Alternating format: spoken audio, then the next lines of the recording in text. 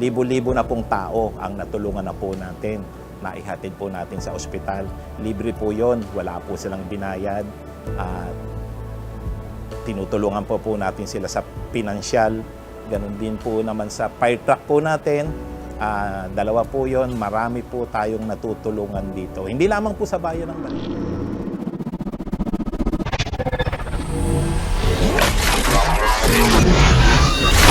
NGO TV Network.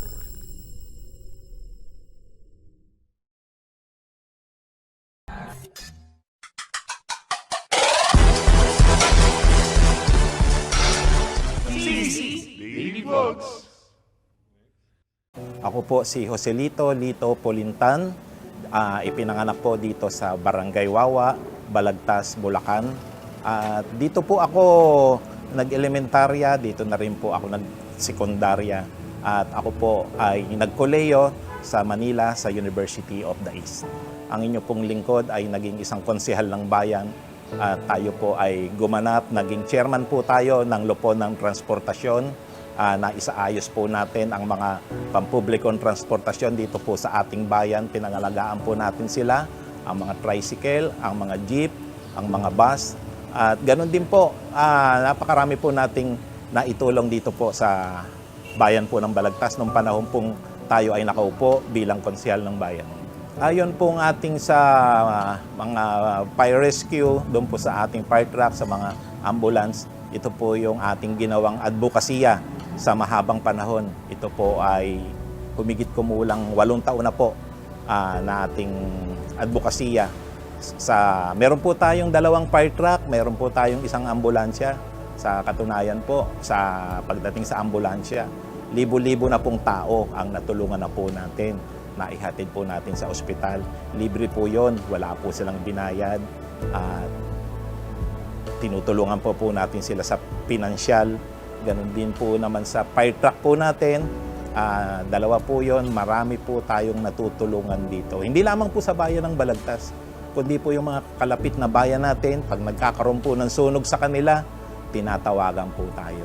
Tayo lamang po yung volunteer fire rescue dito po sa bayan ng Balagtas. Dito po sa ating ipinundar na 2 fire truck, 1 ambulansya, ito po lahat ay nanggaling po sa ating bulsa, nanggaling po sa ating pera. At meron po tayong mga volunteers na tumutulong po sa atin. Yung mga volunteers po natin na yon, bagamat sinasabi nating volunteers, pero binibigyan din po natin ng konting allowances dahil siyempre po pangangailangan nila. At napakarami po nila na tumutulong sa pag-rescue po. Dahil po dito sa papasok na Fire Prevention Month, ito po ay magsisimula po ng March 1 at kami po ay naka-ready na po ngayon. Every month naman po naka-ready po tayo. Pero mas pinag-iigihan pa po natin yung darating na Marso, Abril, Mayo. Dahil po dyan po nagkakaroon ng maraming sunog eh. Nire-ready na po natin yung mga equipment natin. Nire-ready po natin yung mga volunteers natin. Sabi ko nga po sa kanila, 24/7 ready po tayo dahil anytime po baka magkaroon ng sunog, dapat lagi tayong handang tumulong. Ang aking naging inspirasyon para itayo yung fire rescue natin dahil nakita naman kasi natin din yung kakulangan doon sa ating bayan. Hindi lang doon sa bayan ng Balagtas, kundi din po sa mga kalapit na bayan na wala pong mga volunteer fire rescue. Unlike po sa Manila na napakarami pong grupo na malalaki na mga volunteer na talaga pong pag nagkaroon ng sunog ay tumutugon kaagad. Pero dito po sa atin, sa Bulacan, iilan lamang po. Kaya po naisip ko po, meron naman po akong konting pera na naitatabi. Bumili po muna ako ng 1 maliit na fire truck. Tapos sinundan ko po ng 1 fire tanker. Kasi po, kailangan bukod sa maliit na fire truck, may fire tanker po nakasunod dahil siya naman po yung nagsusupply ng tubig. At yun po yung naging advokasya natin mula noon. Sa totoo po kasi napakasarap pong tumulong, napakasarap pong maglingkod sa mga mamamayan natin. Yung mga kalapit nating bayan o dito mismo sa bayan natin, sila na po mismo yung nagpupunta rito. At bukod po doon, meron po kasi tayong grupo na tinatawag po nating samahan ng mga mamamasan o yung samahan ng Nazareno, napakarami po ng membro sa buong Balagtas. Libo po sila na member. Kaya po pag nalaman nilang meron pong sunog dun sa kanilang lugar, alam po nila tong lugar natin, alam po yung numero dito, sila na po mismo yung tumatawag. Actually po yung lahat po ng volunteers po natin sa Fire Rescue, well-trained po sila at sila po ay tinrain ng Bureau of Fire and Protection dito po sa ating bayan. At patuloy pa po yung pagtitrain nila. Ngayon po, actually, itong buwan na to, dahil papasok po yung tinatawag na Fire Prevention Month, inuulit po ulit natin yung kanilang training. Kung pag-uusapan po ay ang crime prevention dito po sa ating bayan, sa bayan ng Balagtas, nakikita ko naman po na maayos naman po dahil natutunghayan ko, nagiging maayos naman po ang responde ng ating mga kapulisan, ang kanilang pag-iikot, ang kanilang visibility. Ganon rin po sa pakikipagtulungan po ng mga barangay captains, barangay tanod. Okay naman po. Generally speaking, ayos naman po sa bayan ng Balagtas.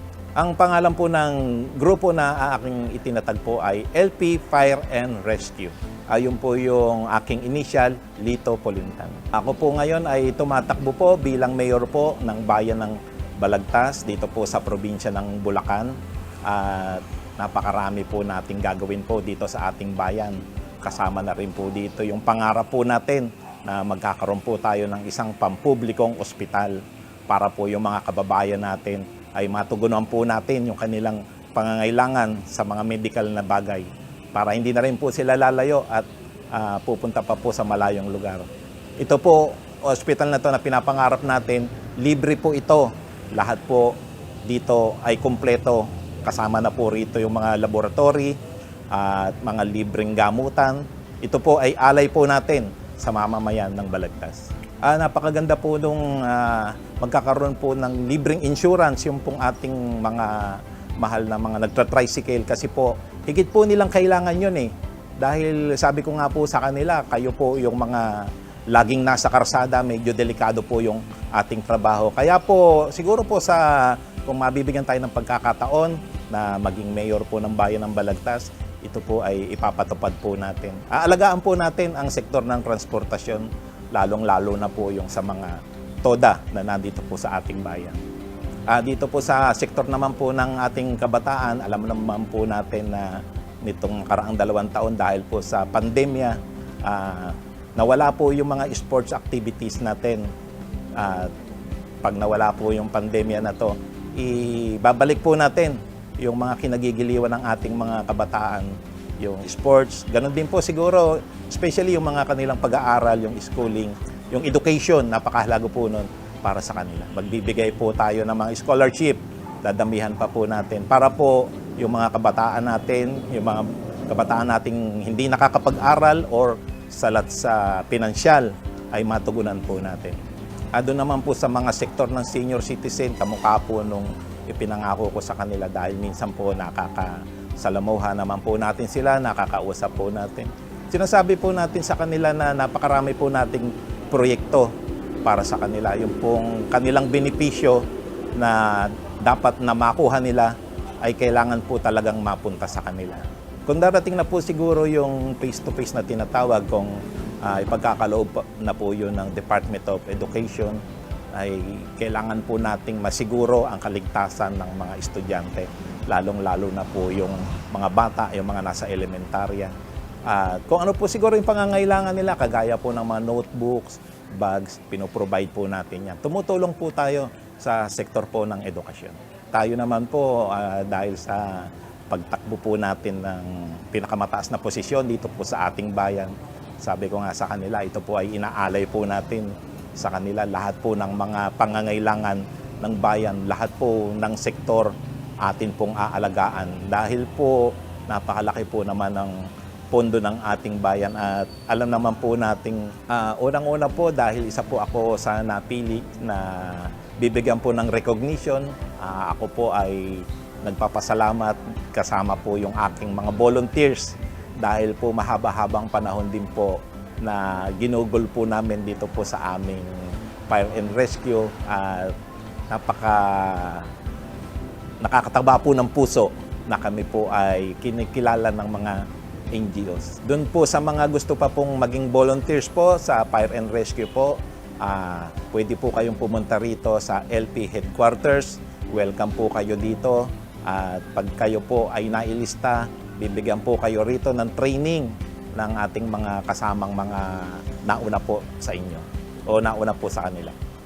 Bilang tayo po ngayon ay nasa private sector, tayo po ay tumutulong kapag may mga kalamidad na nagaganap po sa atin.